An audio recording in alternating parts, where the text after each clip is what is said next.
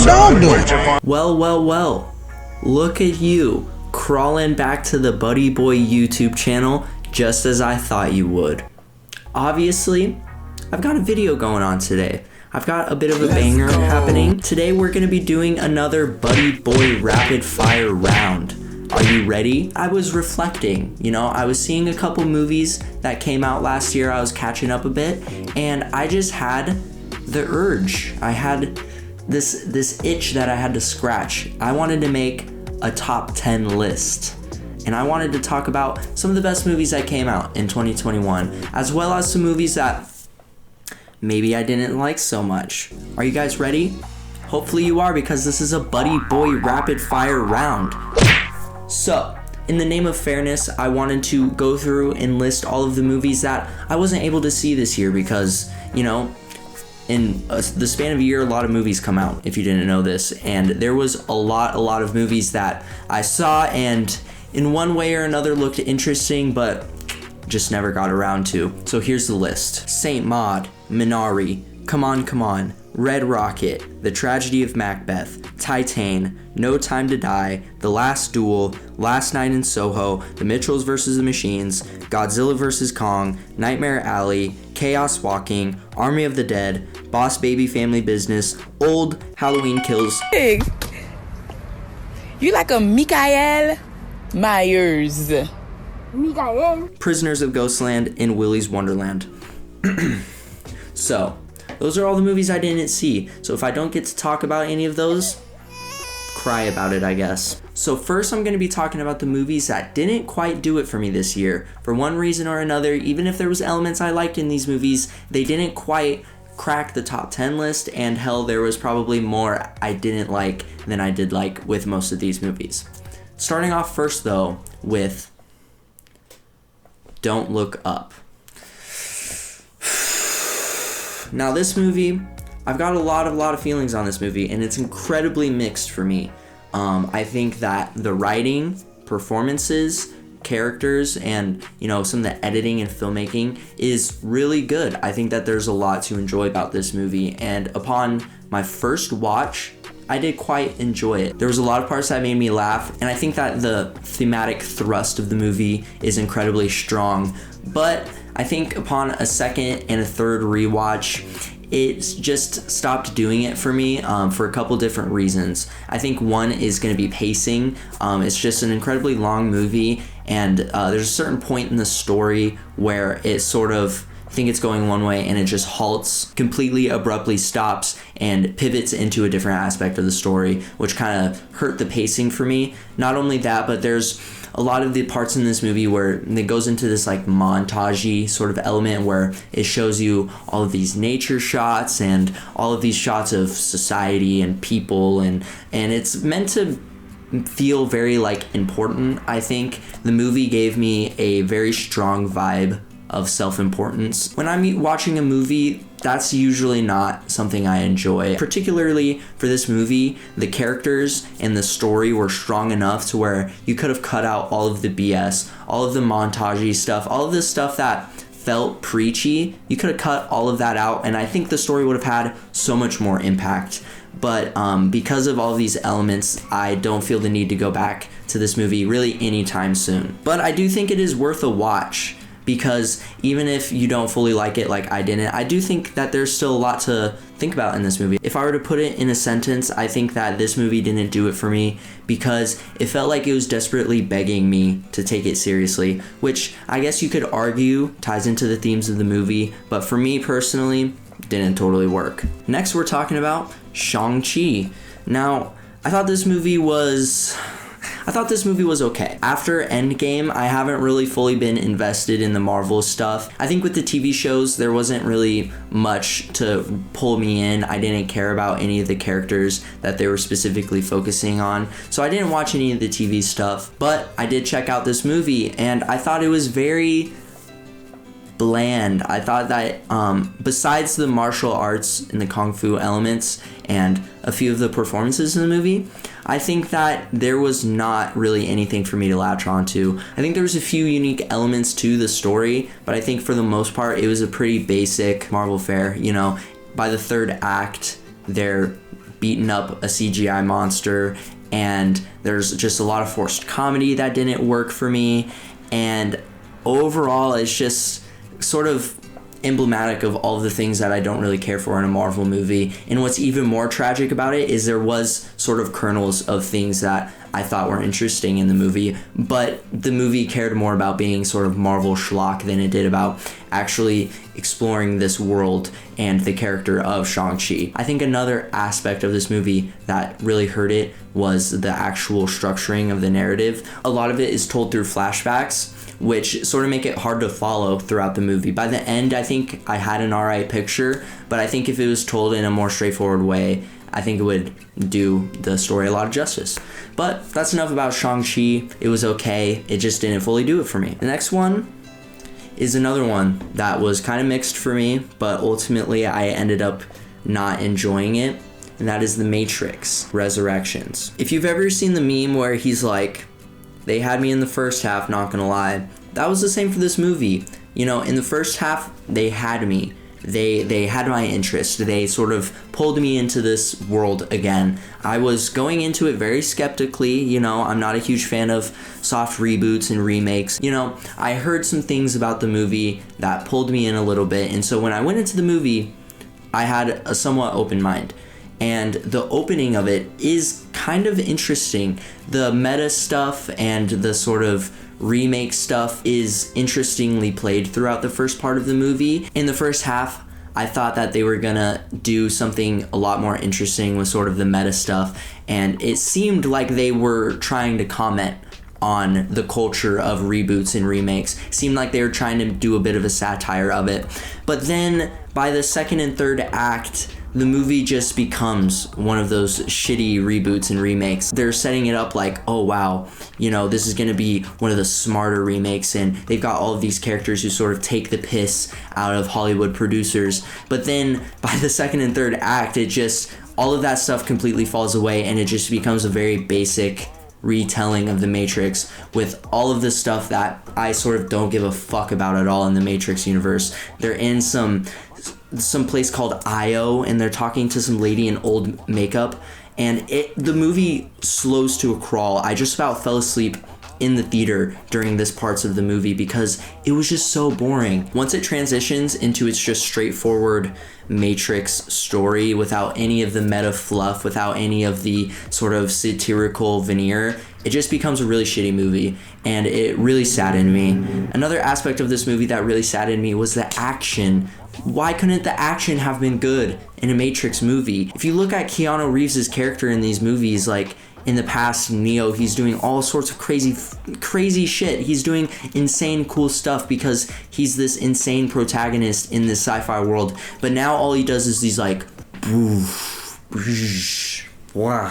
he just throws his hands out like this and people just fly away. It's so annoying. He can't even fly anymore. I don't know. The action is just not filmed well. It's not set up as well as the past movies, and it's not filmed as well either. It's so much more just random and chaotic, and just none of it fits together. The meta stuff doesn't fit with the actual straightforward elements of the story, and the action and the filmmaking don't fit together. Keanu Reeves doesn't fit into this movie anymore. It just, none of it felt cohesive. There was certainly elements that I enjoyed, but it just ended up falling apart so hard that it really actually saddened me. Now, the last movie that came out this year that I saw that didn't fully do it for me was The Conjuring 3, The Devil Made Me Do It. Not only did this movie not do it for me, it fully didn't work on any level. I am shocked, really, with how bad this movie is, because, you know, the first Conjuring movie, I saw it, I was there, I loved it. That's a fun horror movie. It's not like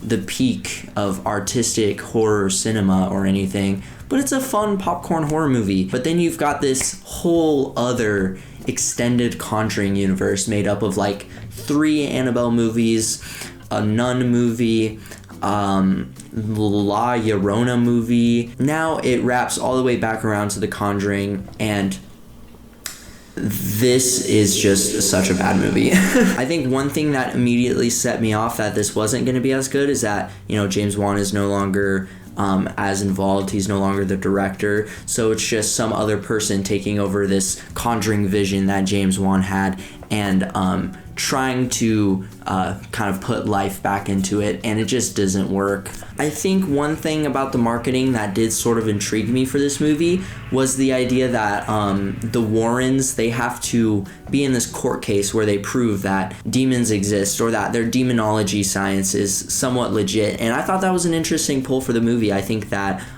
putting these characters in a scenario where they actually have to have some kind of burden of proof, or actually show on somewhat of a bigger stage that these shams that they do are a little bit more legit. I think that was interesting. The court accepts the existence of God every time a witness swears to tell the truth. I think it's about time they accept the existence of the devil. If it was in the movie, but it wasn't. You get a cumulative maybe 10 minutes in a courtroom, but the rest of it is just 100% bog standard horror movie schlock. You know, it's all terribly lit, it's all predictable as to when there's gonna be a jump scare. You know, you're waiting, ooh, it gets quiet for a second, ooh, wonder what's gonna happen. Blah! You know what I mean? And it's just that for an hour and a half. You know, this movie had, you know, the story, I couldn't even recollect it, barely. Thinking about it to write for this video was a real struggle. But I do remember one story element that was actually so absurdly bad that I had to share it with you. One of these two demon hunters in the movie has a bit of a heart problem that they set up early on, and so he's taking his heart medication, and then they're in this sort of final encounter, and you know, he keels over and he's having a heart attack. Oh no. In this locket that was given to them, they were stashing his heart medication inside of this locket, and it's this big reveal. They're like, oh no, what's gonna happen to Ed Warren? And then it's like, saves the day, whips out the locket, opens it up. Oh, here, take your heart medication, you old fuck. And it's treated so seriously, and it's mixed in with all of this like really stupid horror movie cliches of like, you know, these creepy guys that crawl like this and run really fast at the camera. It's like all of the worst aspects of sort of modern popcorn horror movie making in one movie. And I'll just say that. Do not watch this movie. For the love of God, find literally anything else to watch. That does it for the movies that didn't fully do it for me in the year of 2021. Now let's talk about the movies that did do it for me in 2021. AKA, let's talk about my top freaking 10 picks of the year. Talking about number 10, we've got Bad Trip. Now this movie was a freaking riot, man. Eric Andre, he's one of my favorite comedians in the modern day because he is just someone who always pushes his pranks, his sketches, his interviews. He pushes it all to 11. All right, pick a lady, pick a gal. Number 2.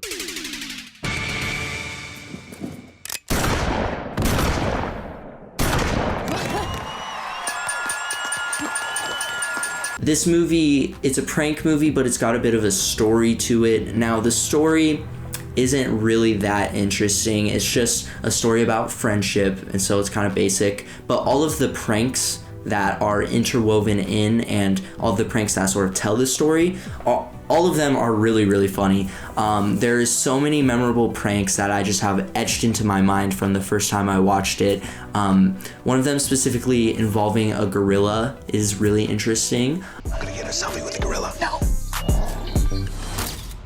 Oh my God! He's a human being! Oh, Lord, have mercy. It's really fun to see not only people's reactions to all of these weird pranks, but it's cool to see like how they incorporate them into a story and into a narrative. It's also fun to see how they actually get this footage. It's cool to like, you know, maybe watch them behind the scenes, or kind of just try and guess like, ooh, I wonder where they had this hidden camera, or ooh, I wonder like how they got this footage. And you know, seeing real people in movies is always really interesting because, again, it gives you that sense of authenticity of like, if this really happened, this is how people would react. And that's really fun to see. But even outside of all that crap, it's just a fun, funny movie. There's nothing really about it that is begging you to take it seriously or really treat it as this important emotional thing. It's just fun. It's just a fun movie, and I think that there needs to be more movies that are just fun, no strings attached. So Bad Trip, it's on Netflix, watch it. It's a good one. Talking about number 9, my 9th favorite movie of the year, it goes to Spider-Man No Way Home. I don't think anyone is surprised to see Spider-Man land on Buddy's top 10 list, and I don't really have all that much left to say about it because I talked for 40 freaking minutes about it already. If you want to see that, click on this video. It's right there. Go ahead, check it out. And if you still haven't seen Spider-Man, why? Why? Why did you not see Spider-Man? That's stupid of you. But moving on to number 8. That was gross. What have we got? It's Dune. Now, I saw this movie like last week or something, so I may be a bit preemptive in putting it in this list, but I don't even care. It came out in 2021, and so many people were talking about it for so long, and I really wanted to see it in theaters. I am so disappointed that I didn't see that movie in theaters. But when it came out on Blu-ray, I swiped it, snatched it up instantly, and I finally got to watch it, and boy, it feels weird to describe a movie as epic, unironically, but this movie is truly epic in every sense of the word. The story is obviously based on the books, and the world and the politics and the families and everything about this world is massive in scope. It's so large and it's so interesting, and there's so many little details about it. In my opinion, it has better world building in just this first movie than most Star Wars movies. And when you pair that world with the filmmaking of Denis Villeneuve, anyways, when you pair it with Denis's filmmaking, it's quite the spectacle, because his filmmaking, he's quite known for his sci-fi stuff. He did Blade Runner 2049, and his style just works perfectly. He just perfectly captures the scope of the world and the magnitude of everything and strips it down to a really basic level, but still manages it to make it like absolutely awe-inspiring. The tone of the film was really great as well. I think I saw some people complaining that it wasn't as funny as something like a Marvel or a Star Wars, but I personally liked the more serious tone it had, because I think if characters were cracking more jokes, it would have pulled me out of it. The character moments that do have a bit of comedy sprinkled in there, I think that's enough. I think that Duncan Idaho's character gets a few moments, and there's a few like sort of cultural differences that have a bit of comedic juices in them. So it's not a completely dry movie, but I think that the amount of dryness in the movie does work, considering it's a desert. Am I right? Come on. I would say that my only complaint with the movie so far is that it's not an entirely complete story, but there is a part 2 on the way. And so on one hand, I'm disappointed that I didn't get to see the full, narrative work itself out. But on the other hand, we're going to get a part 2 that is hopefully going to be an explosive conclusion to this story. And I'm really, really excited to see where it goes, because based off this first movie, anything that comes after it is going to be pretty freaking epic. Number 7, I think. What is it? It's The Green Knight. Now, this is another one of those movies that I've kind of already talked about on my YouTube channel, so I'm not going to be spending too much time on it right here, but this is a really good movie. It's one of those A24s, so it's going to be, a bit of a slower burn. It's going to be more of an artistic film, and I just really, really appreciated it. The more I've sort of sat on it and let it marinate in my brain juices, the more I've come to appreciate it. I think that all of the performances are really, really fun to see in the movie. I think that all of the filmmaking itself is really engaging and excellent. And I think that the thematic material of the movie it has a lot going for it. There's a lot of themes jammed in there, but I do think that all of the themes sort of tie into each other and weave into each other in a really nice way. I think that Dev Patel is really hot in this movie. What would be number 6, I think? It's a movie called Nobody. It came out kind of earlier in the year. I sort of almost forgot about it before I was making this video, but I was going through the release order of movies that came out this year, and Nobody. I was like, hey, I saw that movie.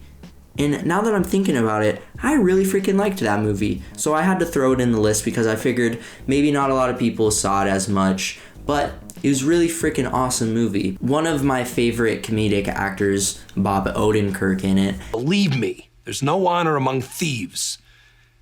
Except for us, of course.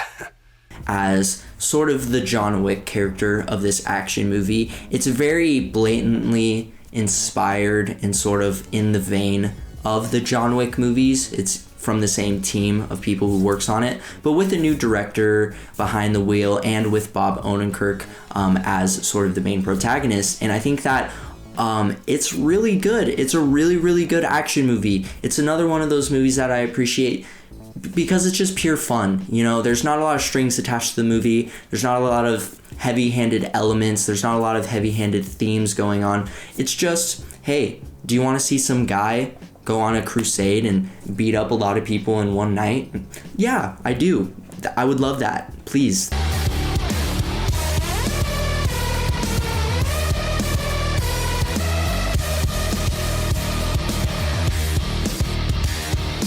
The director, he's got a good voice, you know. There is a lot of comedic beats and a lot of energy in a lot of the filmmaking, and the action. I mean, when you compare the action in this to something like Matrix Resurrections, it blows it out of the freaking water. Like, you see Bob Odenkirk, who's starting to get up there a little bit in terms of age, and he's just like looking as good as ever on camera. So this is just a really fun action movie. If you're looking for something, again, in the vein of a John Wick, check this one out. Number 5, Judas and the Black Messiah. This was a really good movie. This is another one that came out towards the start of the year, I believe, but it's really good. It's got an amazing set of dual performances by Daniel Kaluuya and Lakeith Stanfield, and their 2 performances in this movie. With this material, they get to play such interesting characters. On one hand, you have Lakeith Stanfield, who's playing a FBI informant who's giving the FBI information about the Black Panthers.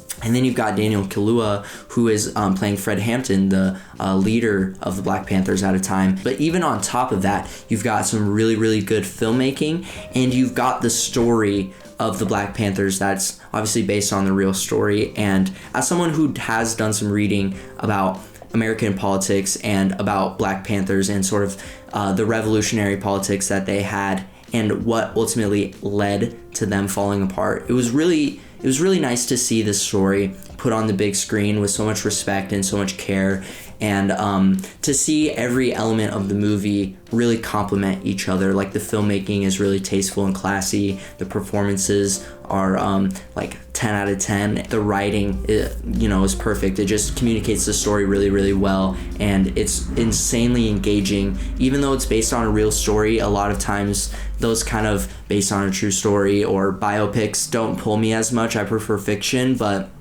with this specifically, it used all the tools at its disposal to tell this historical story in a really, really engaging way. So I'd recommend everyone watch this one as well. At number 4, we've got Licorice Pizza.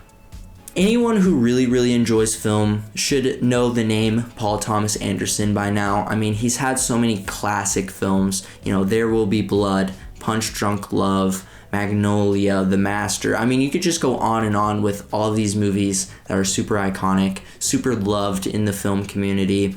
And with this movie, PTA, he don't miss. I called it a vibes movie when I was walking out of the theater. It's definitely a vibes movie. It's a longer movie. It's got more of a chunky atmosphere. It's a period piece, so you're spending time in the 70s, and it gives you a lot of time to absorb this world and absorb the characters. For some people, that's not going to work. Some people, they don't like longer movies so much, or they don't like movies that have a bit of a looser pace like this one does. And certainly a lot of the time, I'm not as much into those kinds of movies. But with Paul Thomas Anderson, with his style, I could sit in that theater for like an entire day if it was all that good, because he's got such a personal voice as a director. I think the dynamic between the two characters, their kind of love story, is really, really engaging. I think that the dynamic between, this 25-year-old girl who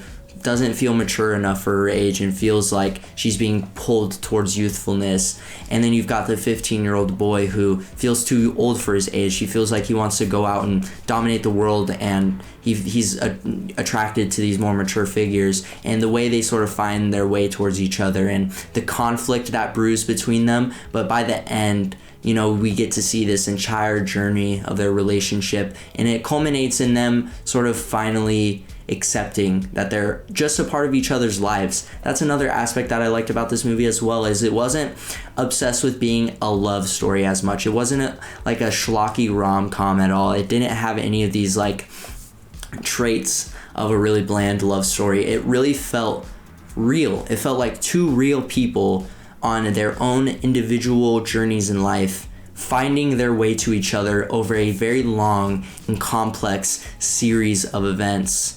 And there's no other movie that came out this year that's quite like this, and it's definitely up there for me. I only saw it once. If I saw it more times, maybe it might have crept up more in the list, but I think that the performances, the filmmaking, the music, the atmosphere, the tone, like I could just list a million things that this movie does right, and I still wouldn't be getting quite there. So I highly, highly recommend it. At number 3, we've got a special one. We've got Pig, starring Nicolas Cage. You know me. If you saw my last video, you know that any movie with Nicolas Cage in there, I'm trying my hardest to get my eyeballs on that movie. So when I heard this movie announced, it's just called Pig, I was like, it's a simple title, sort of intriguing. But then I saw Nicolas Cage was in it. I was like, oh yeah, definitely seeing that as soon as I can. Then I forgot about it for a bit. It popped up on Blu-ray. I snatched it. I watched it. And I was really, really surprised with how good this movie is. I expected it to be just sort of a ripoff of John Wick, because from all the trailer footage, it seemed like the story was just, hey, someone took Nicolas Cage's pig, he's gotta go get it. And it kind of was, but it was more like John Wick meets Ratatouille. Nicolas Cage, he plays this reclusive truffle hunter who lives in the woods of Oregon, and he's got this pet pig to help him collect truffles to sell to really fancy high-end restaurants. Now, one night this pig gets taken, and he's got to go out with Alex Wolff, and they've got to go to all of these different fancy high-end restaurant locales in Oregon and these sort of seedy underbelly kind of places, and track down clues as to where Nicolas Cage's pig is. And throughout that, we get a lot of background between these two characters, and by the end of it, or at least by the third act, there's this story that sort of emerges about Alex Wolff and his relationship with his father, and the story about Nicolas Cage, who at a time was this like important chef. He was like one of the most important chefs of the city, but he abandoned it all for some reason. So there's a lot more intrigue than just a missing pig. But even if that intrigue wasn't there, I think the filmmaking is really complimentary. Like, it's very beautiful. It's classy filmmaking, I would almost say, in a way where it sort of matches that sort of fancy restaurant vibe. Shut up! Shut up! Oh! This is a fancy restaurant! This is a fancy restaurant! This is a fancy restaurant! I would say that this is one of my new favorite Nicolas Cage performances, even though it's a little bit more subtle. He's not going as crazy, he's not having those crazy Nicolas Cage moments as much. But I think that gives him a chance to really let this performance stand out along all of his other performances, and it gives the character a chance to have a lot more sense of subtlety and a lot more nuance coming through in a lot more of the scenes. And he still manages to be like intimidating in some scenes, or funny and sweet in other scenes, and it's really interesting. This movie's just got so many different elements at play that you think wouldn't work. You've got like the lonely, reclusive forest man, and you've got these like high-end fancy restaurant plot beats about, tracking down these certain ingredients, and it's all so disparate and so kind of all over the place that you think it wouldn't work, but all these elements specifically together with the filmmaking and with the actors involved really, really works. So I'd recommend you watch it. Don't expect anything like too over the top or too crazy. It's a very quaint and very simple movie, but I think it earns all of its emotional moments. Talking about my second favorite movie of the year, and what may end up becoming one of my favorite corny movies of all time, I've got to talk about Malignant. Now, this movie is built different. It's just built different. When you're watching this movie, you're expecting sort of a Conjuring style movie, maybe. You're expecting sort of a popcorn horror experience, and for 2/3 of the movie, that's what you get. You get some pretty standard fare schlocky horror stuff, the kind of stuff that I would not normally be into. It's lit pretty darkly, and there's some lead ups into jump scares, but then there's a few other elements that are placed throughout that make it a bit more interesting. There's a few scenes that are genuinely terrifying in the visuals. There's a few scenes that are like actually like kind of mind-bending and kind of trippy that make you go like, wait, what the fuck is happening actually? And then there's a few other elements as well, like there's the overacting in the movie. That's an interesting thing to talk about, especially in the opening scene. You've got these like scientists who are like, oh, he's broken containment. Oh, Weaver, he got out again.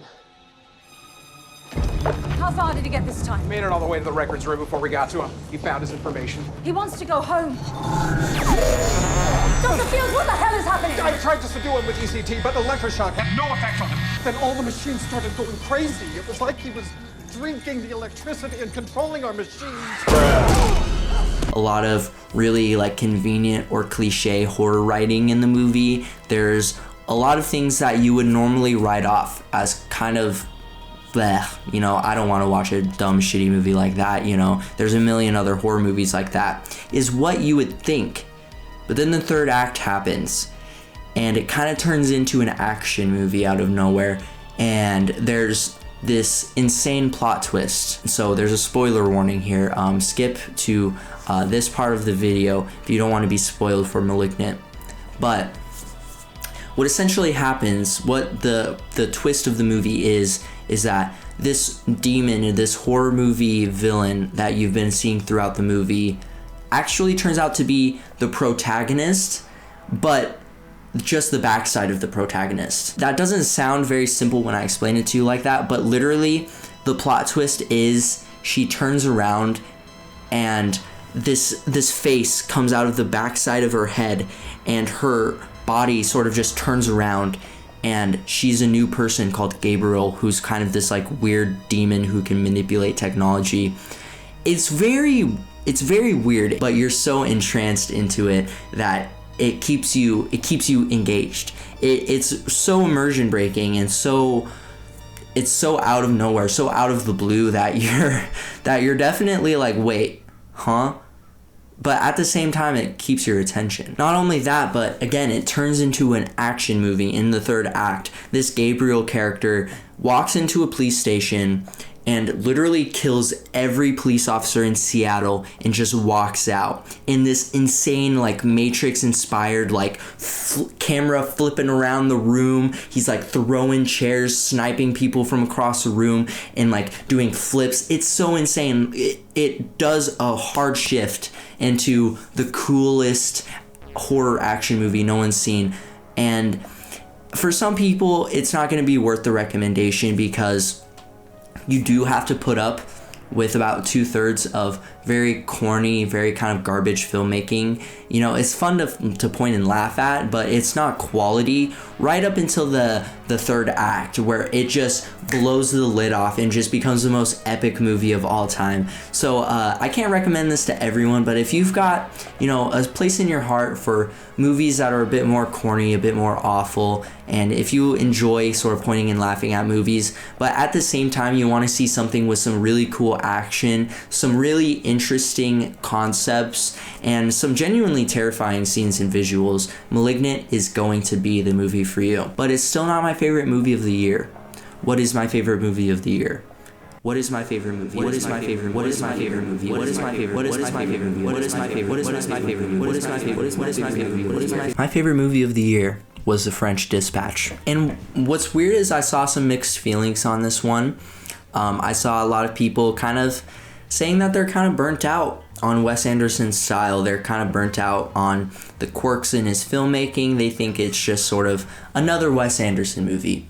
I entirely disagree, however. This movie was Wes Anderson's style and all of his sort of weird charms about his filmmaking turned up to 11. The anthology structure of the narrative allows Wes Anderson to go into these insane visual territories where he's doing some of the most intricate and some of the most absolutely eye-popping visuals I've ever seen in a movie, and none of it really requires CGI. There's a few parts that are actually animated by hand, but besides that, Wes Anderson and his crew and his team are just building these in crazy elaborate sets. He's coordinating people to sync up to music perfectly for extended periods of time in the movie. He's got scenes where he's just going into handheld and it strips back for a second and all of the style is gone to hit these really emotional moments, but then it transitions right back into these insanely like visual feasts, I want to say. Visual feasts. Large parts of these movies are just eye candy. There's just so much happening, so much for your eyes to dig into. But truly, every second, every single beat of this movie, there is something for your eyes to hold on to. There's something for your brain to really pick apart on a visual level, on an audio level, on a character level. This movie is endlessly interesting to me. Now, it's another one of those kind of longer ones, so, you know, some people may not have the stomach to put up with a movie that is this long, but I would say if you can, I would highly recommend this movie. I would say if you're someone who's really drawn to aesthetics in their movies, who's really drawn to style, who's really drawn to sort of the visual nature of film, this movie is an absolute must. But even outside of that stuff, if you have less of an eye for visual storytelling in film, this is still a good choice for you, I'd say, because every single story is about the act of storytelling. It's about these authors or these artists who had a voice and had a specific context in their life that their art was birthed from. It is just constantly coming up with new ways to be visually engaging, or coming up with new ways to have, you know, its characters be kind of quirky or to get a weird laugh from you, or it's finding a new way to tug on your heartstrings, and it's constantly moving at this pace that is constantly throwing new things at you, which I really like. I think the wraparound story with Bill Murray and his French Dispatch newspaper, which all of the individual stories take place within, is interesting. It's less interesting than the individual stories themselves, but I do think that the wraparound story does tie into the themes just as much as all of the individual stories. And I think that this movie is just really, really tight. Like, every element feels fine-tuned, and there's just so much going on that it was hard for me not to put this in my favorite, because as a style guy, as an aesthetics guy, I was just really I felt like a kid in a candy store watching this movie. And then on a story level, I just really appreciate stories that are about storytelling in that meta sense. I don't know why, but it's just, I'm drawn to that kind of story. So this movie just felt like a gift. It felt like Wes Anderson being like, hey buddy, you might have had a hard year, take this movie and you know, maybe it'll make you feel better. And it did. Thank you to all of the filmmakers and actors who made all these movies that I talked about today, even the ones I didn't like so much, because it gave me an excuse to watch more movies this year, to have more things to talk about, and to throw more of my life away watching movies. But truly, like, I would say that 2021 for movies has been an interesting year. I think that coming off the back of 2020, we're seeing sort of the recovery process, I would say. 2020, I think, threw a really fat wrench in Hollywood and just the process of filmmaking. It changed how we saw movies, you know, it changed how movies were released, how they were made. But I'd say now we're coming to a point where there's still definitely some holdover from that. There's definitely a lot of movies that came out this year that you can tell were affected by the pandemic. But there's a good amount of movies that feel like, despite the pandemic, they came out and were as good as any other movie pre-2020. So I think that we're starting to move away from some of the effects of COVID, hopefully, in filmmaking, but you know, that remains to be seen. Have a good day. I cannot wait to edit this video. Oh yeah!